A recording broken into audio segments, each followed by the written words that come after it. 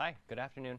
My name is Bo Gratzer. I am the president of the Chicago Harris Alumni Council. It's my pleasure to welcome you to our first annual Chicago Harris Alumni Awards ceremony, and soon to be followed by the reception outside. We're glad that all of you could join us today. The Chicago Harris Alumni Council is only 2.5 years old, and one of our first goals and missions was to create an alumni award so we can honor and cherish the work that our esteemed alumni engage in an ongoing basis for public policy. So thank you for coming. It is now my pleasure to introduce our, I guess, feature speaker for the day, Dean Cullum. So Dean Cullum is the dean and professor at Chicago Harris. He's joined us for the last 16 years, came from the London School of Economics, and is finishing his 5-year term as dean, and after which he will return to his true passion, which is teaching. So Dean Cullum, thanks. Thank you, Bo. Yeah.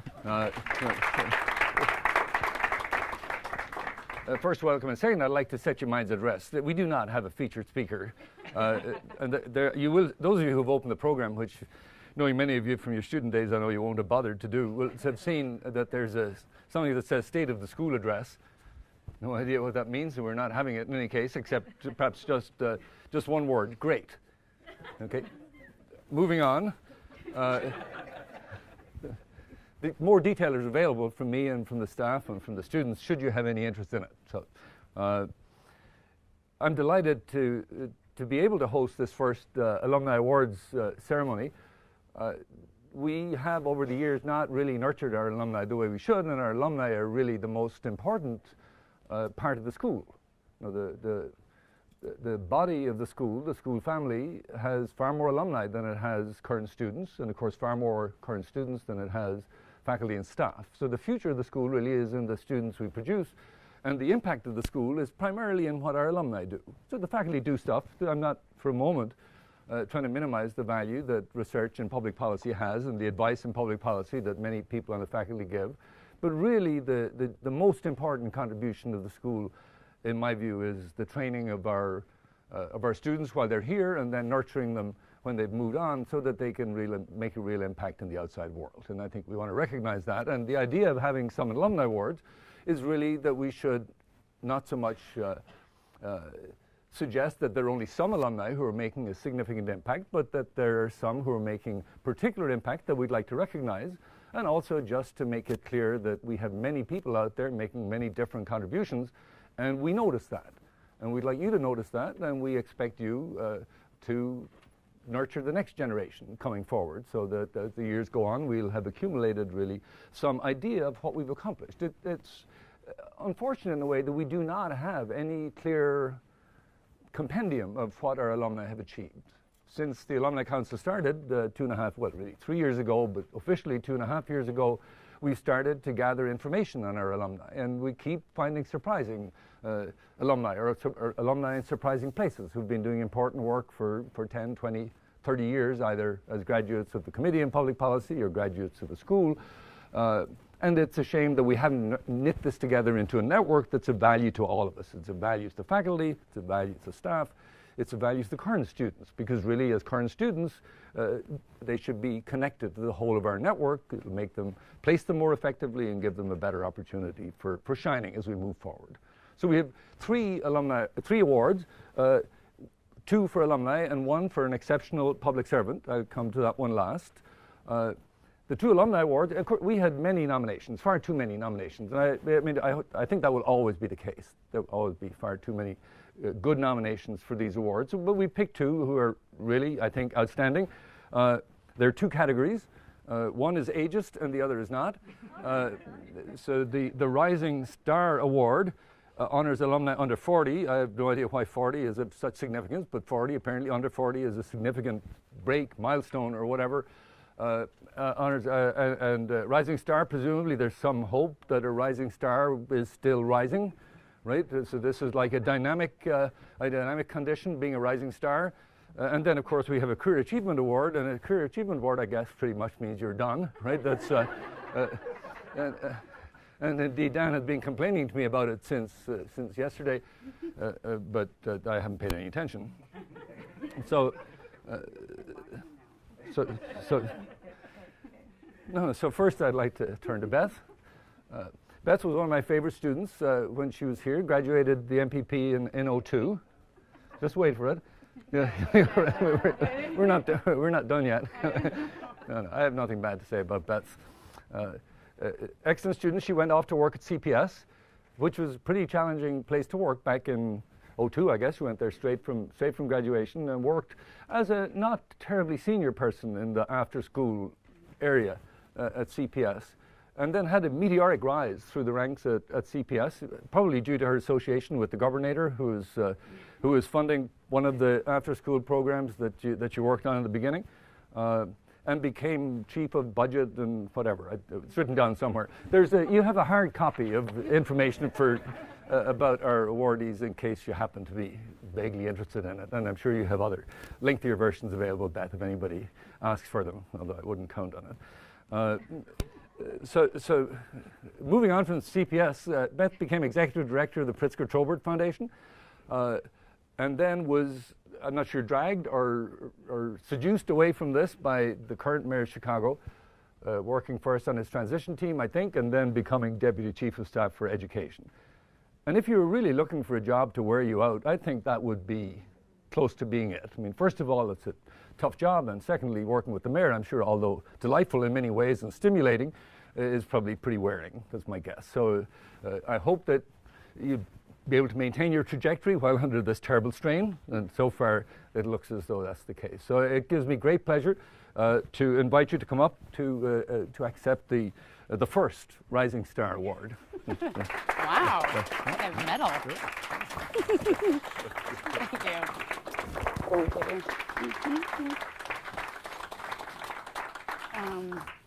Thank you all.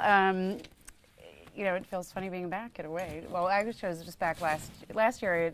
I had the opportunity to speak at graduation, so I figured you'd invite me back this year. I can't wait for next year. You know, what might be in store, or I've totally peaked and I won't be invited back at all.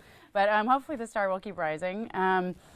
You know, it feels funny to be in this room, and actually I think Paula and I have switched seats. I used to sit there in her class, and she used to stand here and teach everyone. And you know, Harris School was a phenomenal decision for me. I grew up on the East Coast, and we were at a moment in time, my husband and I, deciding if we're going to stay in Chicago or go home. And I got into a few rival policy schools on the East Coast and really had a decision to make. And we sort of just doubled down in Chicago. And I enrolled in Harris, and it was such a phenomenal decision for me. Not only did the faculty and staff, and thank you, Colm, for being one of those people who supported me not only at Harris but beyond, prepared me academically, but it was also a tremendous network of people, and Paula was one of those people for me.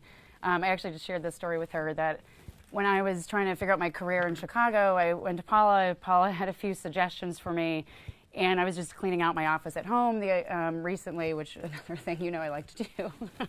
I secretly made money on the side at Harris School by trying to organize his office and clean out and help staff. Hopeless task as well, but I did help staff and faculty to try to make a few extra dollars while also working at the consortium. But I was cleaning out my office. I came through this old file, and it was a letter from Paula to me saying, here are the people I've talked to on your behalf. Please follow up. They would love to share their thoughts and career advice, just informational interviews. And the first person was Valerie Jarrett, who had a number of different policy positions in the city. The second one was Arnie Duncan, who had just recently become CEO, and obviously that one worked out for me. And the third one was Michelle Obama, who was working at U of C and running community engagement. And I figured that's a decent way to start, my job search. And they all became incredibly significant people in the country. And I think Paula and the Harris community and Colm and a number of faculty and staff that truly not only supported me then, but I feel really support me now and have supported me for the last many years. So truly honored to get this, and I hope my star continues to rise. And someday I hope to get the career achievement. I don't think it's over.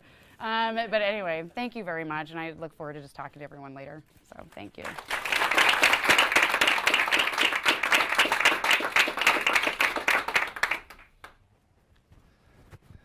Thank you, Beth. I should say I'm delighted to see Paula here. Paula is a member of the visiting committee and a mentor and a trustee of the university.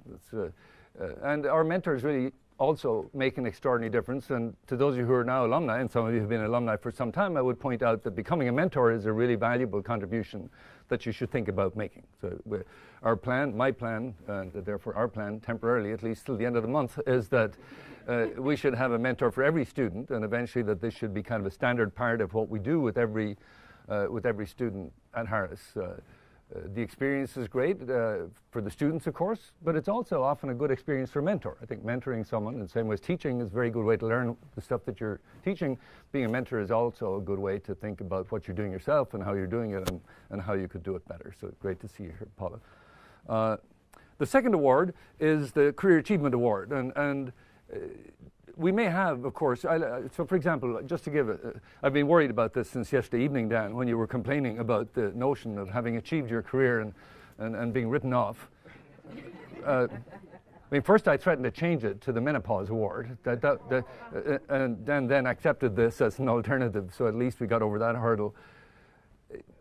We have a tradition in the university of making our titles more and more inflated as time goes on, so we have fellows and senior fellows and distinguished senior fellows. So I don't see any reason why we can't add a couple adjectives in front of career achievement over time so that there would be, I don't know, we can work on language that would get us to that point.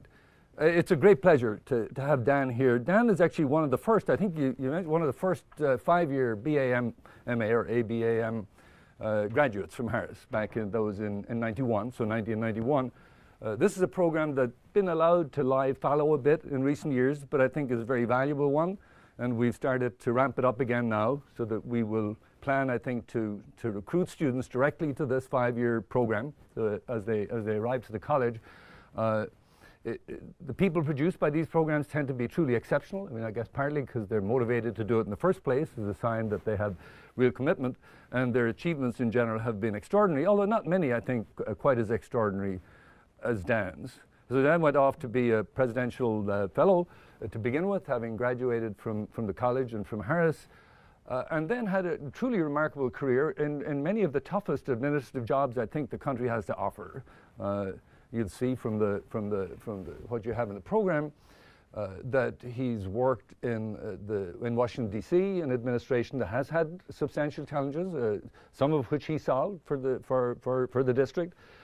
He was Assistant Secretary at Treasury at a crucial time, 2009, not perhaps the easiest time to be at the Treasury, and then took over as acting administrator at GSA, the General Services Administration, which has, I've forgotten, $26, $30 billion budget and many bazillions of people and all the problems you could ever hope to see in providing everything to the federal government.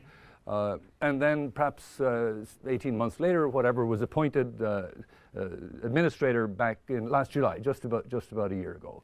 I mean, this is really a tough job, and all the evidence is that Dan has accomplished more in this job in a relatively short space of time than many of his predecessors did in a much longer period of time. So in many ways, I think the combination of working with politicians, which is tricky, working with big bureaucracies, which is equally tricky, but bringing a vision to all of these things throughout the period is the kind of thing that we like to think our alumni go on to do.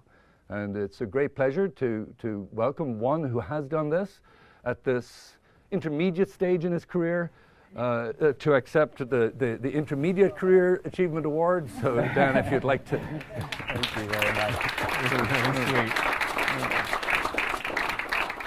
Oops. Uh-oh, gotta lose the glasses. There we go. But we'll do it again properly in a That's moment. right. See, I need the glasses now, right? Thank you very much. Thank you so much, Dean Cullum, members of the University of Chicago and Harris School faculty, and the friendly, helpful, and may I give the highest praise a Chicagoan can offer, efficient staff of the Harris School. Distinguished guests, fellow award winners, thank you for this tremendous and generous offer, and thank you for what I think we don't get nearly enough of anymore, medals to wear around. I will not be removing this. To receive an award from someone or someplace that actually knew you in college is actually an accomplishment in and of itself, or at least proof that statute of limitations exists. And to share a set of honors with people as impressive and smart as Beth and the mayor, frankly, is very humbling. But I've had some fun with the Harris School staff and with Dean Cullum, most recently last night at dinner, about the name of the ward. You may have heard that, actually. Career achievement. I told them it was a shock that I was actually no longer considered a rising star. But actually, now that I've met Beth, I'm actually kind of happy that I was no longer in that pool of people to be considered, because she would have cleaned my clock in that competition. But this temporal shift, this subtle relative positioning in career chronology, comes frankly at a very sensitive time for me, actually. You see, my first and foremost responsibility is as a husband and a father, and we have been facing a chronological inevitability in that department as well. Next year, my oldest daughter, Cassandra, and will be entering her senior year of high school, being joined by our younger daughter, Francesca, who will be a freshman. And when I recently mentioned this item of significance to someone, they said, wow, 1 year and she'll be gone forever. Forever. Really? Is that what you want to say to someone who's just shared this information with you? So you can see that in this milieu, if you will, a Career Achievement Award and not the Rising Star Award might be a point of some sensitivity. But to the extent that I've had any career achievements, and let me formally state for the record at this point that any achievements are frankly the product of a loving and supportive family, led by my wonderful, supportive, and might I add, beautiful wife, Teresa, who can't join me because she's on a soccer sideline right now, and incredible, dedicated, smart, and hardworking public servants. So to the extent that there have been any achievements, they can be tracked by the chronology of certain significant family events. For example, I will always remember the first day, my first day at the Office of Management and Budget, just after having left the Harris School. It's July 1, because oddly enough, 6 years later, that was also the last day at the Office of Management and Budget. I left to go to the birth of the aforementioned daughter on that day. I'll never forget, or frankly be allowed to forget, the call I received asking me to take over the GSA just as that scandal was bringing me there was poised to hit, because I was walking to dinner with my wife who was celebrating her birthday. We'll say for the point of argument it was her 25th. She later dubbed that the worst birthday gift ever. But the advancement of time over my career has been made to feel that much faster, because the dramatic advancement of technology and the rapid change in the way we communicate, collaborate, connect, relate, and consume. We carry totems of this incredible change around in our pockets in the form of these 6-year-old devices called smartphones. Does anyone even remember what a roadmap looks like? And like my grandfather, who was born just at the beginning of or just before the turn of the last century, who witnessed horses give way to cars and trains, still relatively new, give way to jet planes, and radio give way to television, we too are in the midst of a period of technological and social change that's disrupting every aspect of our society and challenging the systems, structures, and institutions that serve it. And in the midst of this incredibly exciting, sometimes frightening, and often frustrating, does anyone really know what the difference between WAP and WAP2 is security on the Wi-Fi settings? Tell me later. Environment of change and transformation, there are constants. And one of the most profound and useful constants of navigating such turmoil is a solid foundation of analytical thought, theory, and appreciation for data, observation, experimentation, and analysis. A foundation built through an incredible education by the most brilliant scholars amidst the most engaging and challenging classmates. In short, a Harris School education that can prepare you to meet any challenge, whether as a rising star or one who will continue to try to use the great gift this school has given me to make some difference in our complicated world. Thank you for this honor, and thank you for your dedication to serving the public, our country, and the world.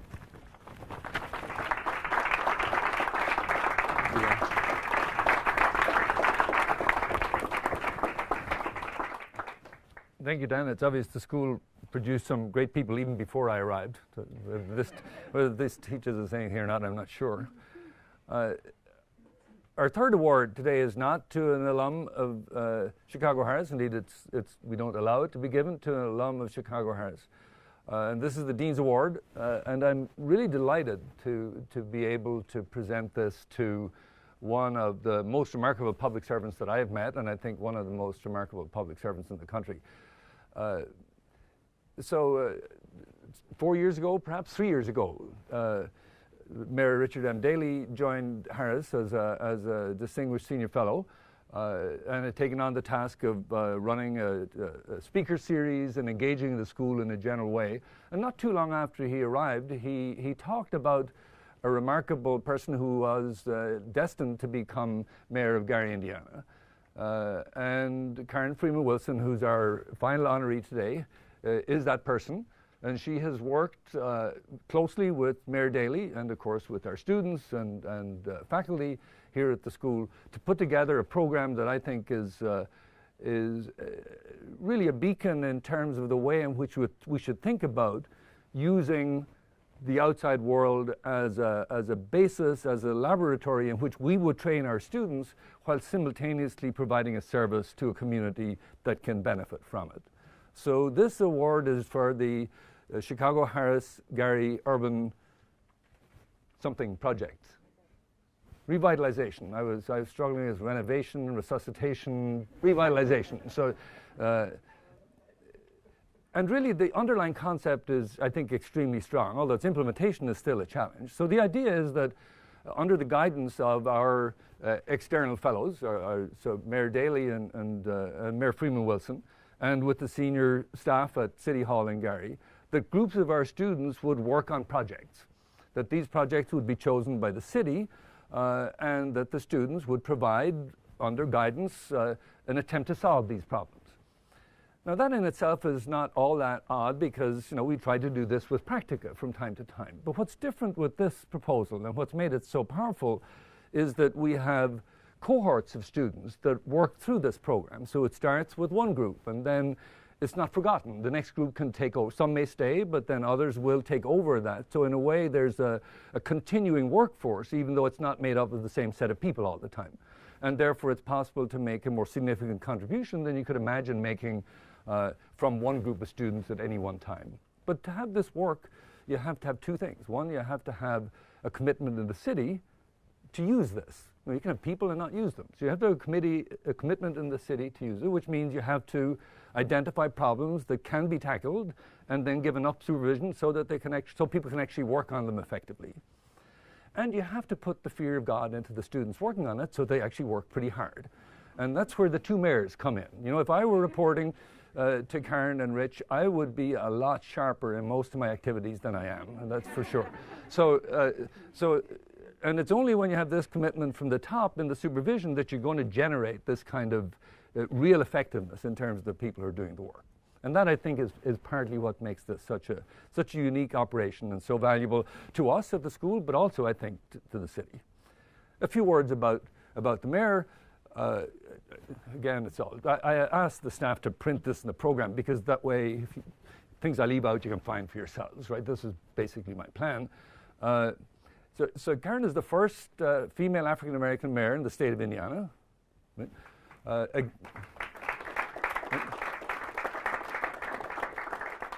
Don't wear yourselves out. There's a lot more. That's probably best if you read it for yourselves, or else we'll be here all day while you applaud. Grew up as a native of Gary and has now returned to Gary.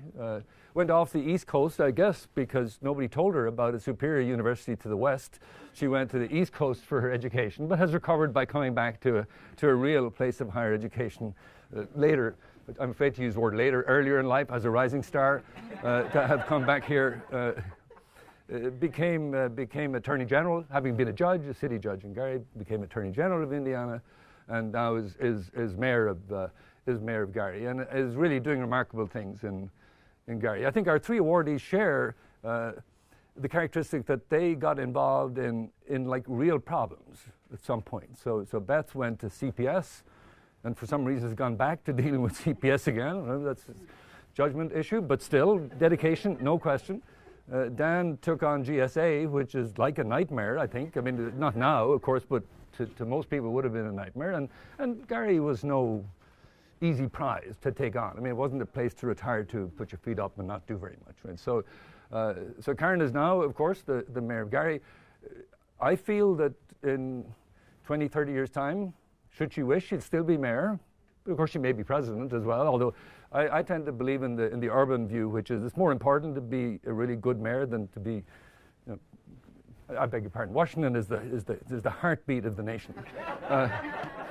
It's important trying to remember everybody who's in the room. This is one of the reasons that I never went into politics was a complete failure to absorb what was going on around me. So anyway, so moving on, delicately and gracefully, it's a great pleasure. From the first time we met at the beginning of this project to now, I've admired the work you've done. I'm delighted that you're engaged with us. It's very good for us. I'm convinced it's good for you, only because you're tough enough that if it weren't, you would have stopped it long ago. So I now ask you to come forward and receive this medal. Congratulations. It's wonderful. Let's see if we can get this.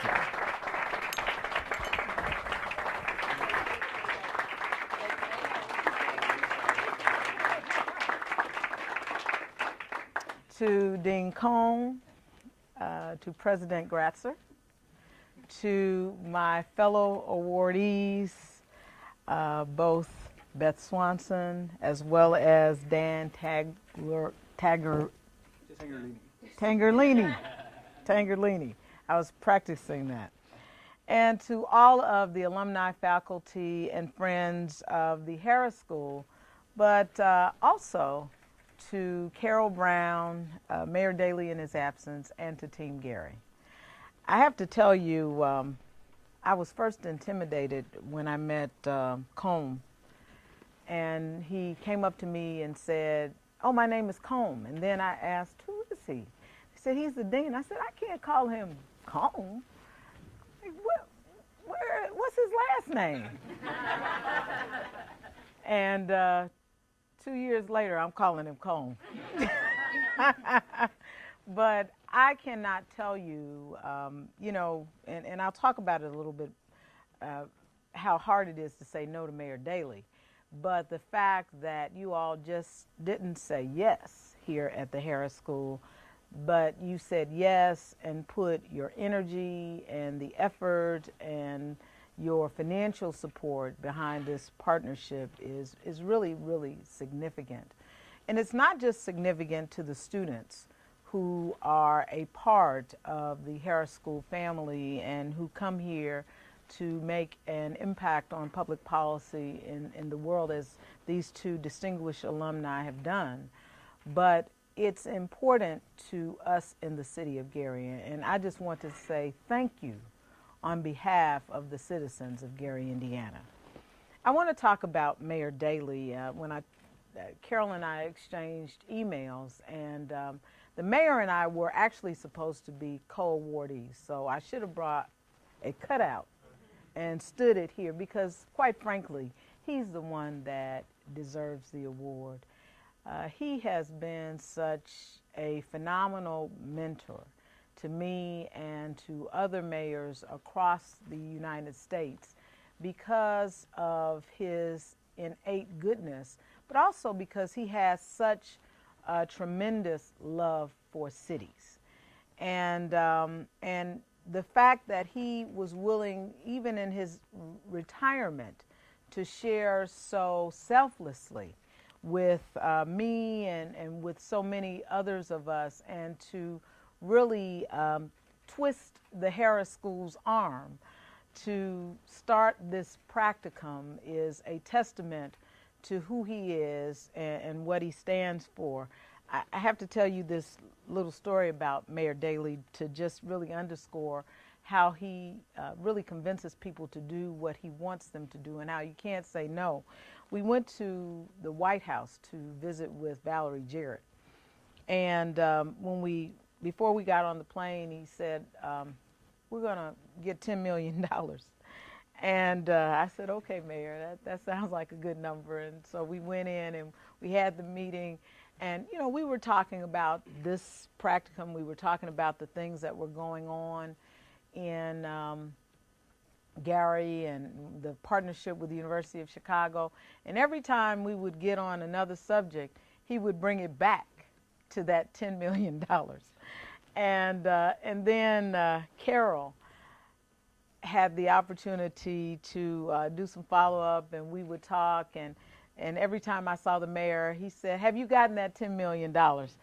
And there is no question in my mind that because of his real doggedness about approaching things, that it's very soon we will get a check for $10 million. But in the interim, we have gotten some dollars that were reprogrammed from the Treasury Department through the state of Indiana, which is almost $10 million.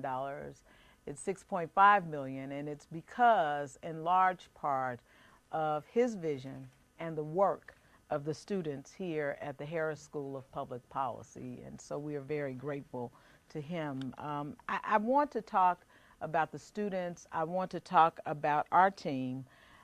And then I want you to understand about the people that this practicum is really about and who are ultimately the beneficiaries of the work that we do. Before talking about that, I have to talk about Carol Brown. She moves around very quietly, and she moves around very effectively. And I will tell you, you think Rich and I are hard taskmasters? I would not want to take her class. I have determined that. But she does a great job in motivating not only the students, but our staff to think out of the box and to make this something that students can really use in their everyday lives and that really benefit the citizens of Gary. The students here at the Harris School are phenomenal. And I will tell you that I had the opportunity to pass the Kennedy School every now and then, and you know, met a few students from the Kennedy School, but I can tell you that little school in the East is in no way in any comparison to what you do here at the Harris School of Public Policy.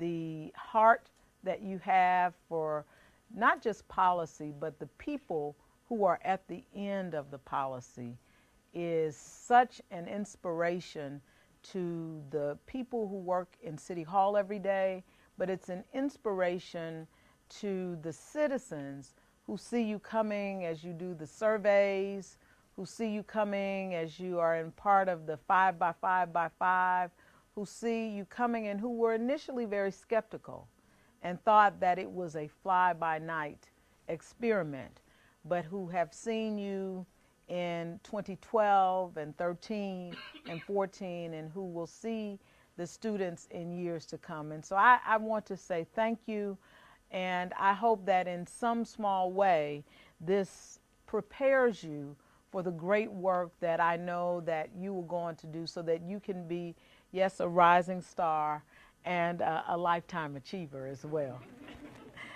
I want to thank Team Gary. Now, I knew that they were on their way. I don't know if they've made it. They did make it. Richard Leverett is here. Joe Van Dyke is here. And, you know, when we first had the opportunity to work and Chelsea Whittington, our Director of Communications, is here. I've been with Chelsea all day, so she's like an appendage in most days. And sometimes I forget. But, you know, if you've ever had the opportunity to work with a group of smart, energetic, committed, and dedicated young people, then you've experienced a tenth of what I experience every day. I refer to them very affectionately as my kids, and every day I watch them run. And they run on behalf of the citizens of this community. And I just want to tell them how much I love and appreciate what they do, even though I fuss all of the time. And they will tell you that. And the last thing I want to talk to you about is Cone mentioned the fact that the Harris School and the project that we do with Gary and so many other projects that you do around the city of Chicago, because we understand that the Harris School is not our own, is an opportunity to really interact with the outside world and to apply the theory that you learned here. Well, let me tell you about our outside world. Our outside world is a world that went from 175,000 people to 80,000 people. Our outside world is a place that lost half of the property tax budget the first day that we went into office. Our outside world is a place where 42% of the children live in poverty and 98% of the children are on the free and reduced lunch program. And while those are statistics, the challenges that go with those statistics, the challenges of unemployment, the challenges of a high rate of crime, the challenges of 1 in 4 abandoned properties are significant. But the great news about this program is that the students who come and who not only look at our problems, but who come up with significant solutions to the challenges that we confront every day, have the opportunity to help not those statistics, but the people who live in our outside world. I don't know if the citizens of Gary really have a clear understanding of the magnitude of this partnership. My only hope is that as we go forward and as they see the fruits of the labor here, that they will understand how significant and how important it is. When we took office on January 1st of 2012, after running 3 times, I felt that I had taken a tiger by the tail. Of late, I call it a labor of love, sometimes more labor than love. But one of the things that I am so certain of is that I am blessed beyond measure and extremely humbled to serve the citizens of Gary, Indiana. And the only reason that I have been just slightly effective is because of valuable partnerships like this one here with the students at the Harris School of Public Policy. And so I say thank you and God bless you now and in your future.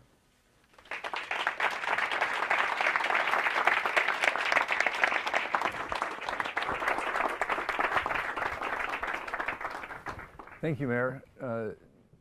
I would like also to acknowledge Carol Brown, who really is what keeps our Richard M. Daley Distinguished Senior Fellowship Program going here at Harris. She does an enormous amount of work, and it certainly wouldn't be possible without Carol. And I'd also like to acknowledge Paula Worthington, who's sitting in the back, who pioneered our practicum efforts here at Harris and is a continuing inspiration to us, and is in fact doing a practicum in Brownsville, Texas, or has been doing a place I have yet to visit, although I can assure you it's on my list of places that I want to go to quite soon, ideally in midsummer. That would be my plan. We're now going to have a short video about the Gary project. I would like to point out, in case you didn't notice, that we do have students from other parts of the university besides Harris involved in the Gary project, from Booth and from SSA.